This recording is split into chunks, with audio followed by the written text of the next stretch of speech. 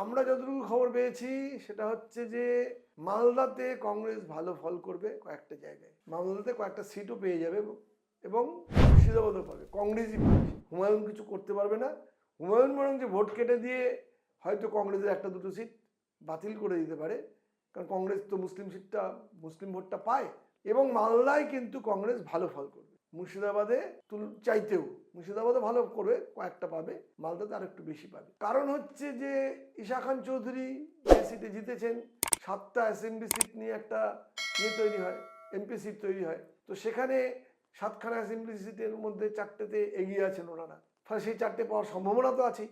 তার সঙ্গে যদি এলাকায় এমপি থাকলে তার তো কিছু সুবিধা থাকে, তার মানুষকে কিছু পাইয়ে দেওয়ার ব্যাপার থেকে, সুবিধা পাইয়ে দেওয়ার ব্যাপার থেকে, মানুষ এলাকার উন্নতি করার সুবিধা, এবং ঈশা খান চৌধুরীর ইমেজ ভালো সেই জায়গা থেকে। এবং এই ভোট কাটাকাটির যে অঙ্কটা তৈরি হচ্ছে তাতে কিন্তু কংগ্রেসের সুবিধা হবে, কংগ্রেস বেশি।